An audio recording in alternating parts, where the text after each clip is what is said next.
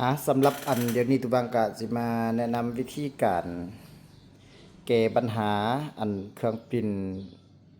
Epson L360 นี่มีไฟกระพริบ3ดวงพร้อมกันแบบนี้มันจะมีหลายกรณีเนาะบางคนก็อันรีเซ็ตมันก็ยังคือเก่าหั่นละบางคนก็อันเอาสุดซับมึกอยู่ในนั้นออกไปล้างเอาไปทำความสะอาดยังมันก็ยังบ่ดีเนาะแต่ว่าตัวนี้ตุบังก็ได้อันข้อมูลมาจากอันหมู่เพื่อนทาง YouTube นี่แหละเนาะแล้วก็สิมาอันมาแก้แบบว่าอันฝาสแกนมันอาจจะหลุดหรือว่าอาจจะมีปัญหาทางฝาสแกนมันนะแล้วก็ตุบังสิจะได้อันเปิดฝาสแกนออกมาก่อนอื่นบ่เราต้องปิดเครื่องก่อนเนาะปิดเครื่องแล้วก็จะอันหันน็อตบอนนี้ออกแล้วก็ตุบังสิไปเอาอันขัดแจเนาะมาเบิ่งการแก้ปัญหาว่ามันจะผ่านบ่เนาะต้องอันใดเอาน็อตนี่ออกแล้วก็เปิดขึ้นมาแล้วก็จะได้เอาน็อตอยู่ในนี้ออก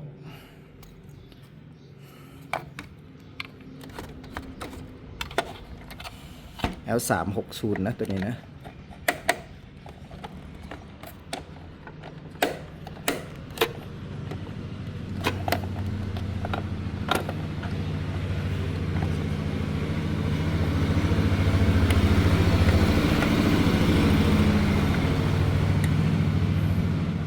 แล้วก็จะได้ยกออก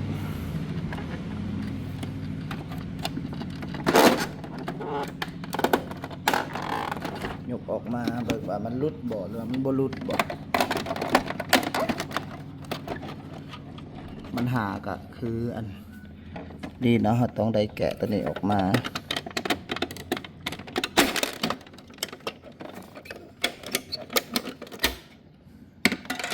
กดเบิ่งสายตัวนี้เนาะ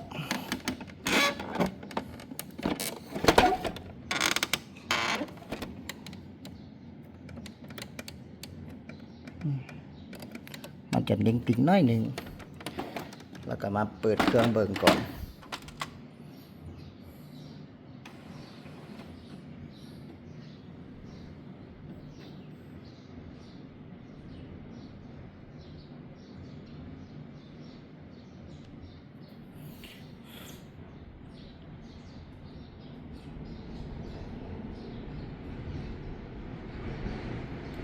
ก็ถือว่าโอเคเนาะบัดนี้นะ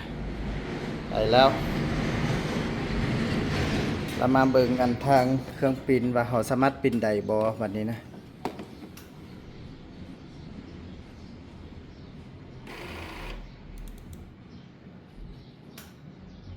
ปริ้นได้บ่360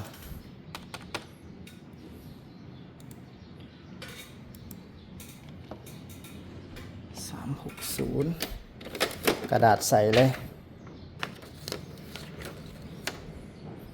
มันเลอร์บ่หรือว่าเป็นแนวใดเขาจะแก้ไปตามปัญหาของมัน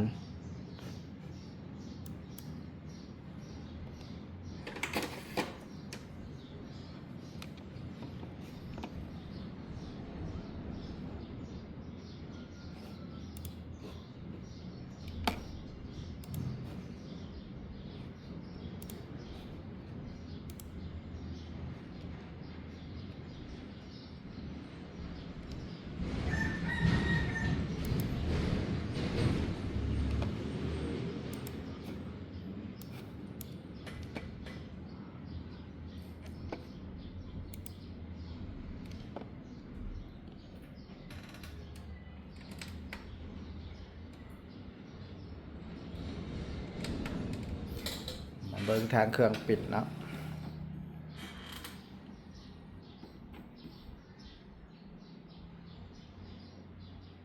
ว่าปิดยังบ่ออกบ่แม่นเลือกผิดเครื่องบ่ทั้งพี่ก็ถือว่าบ่ได้มีไฟกระพริบทั้ง3ดวงแล้ว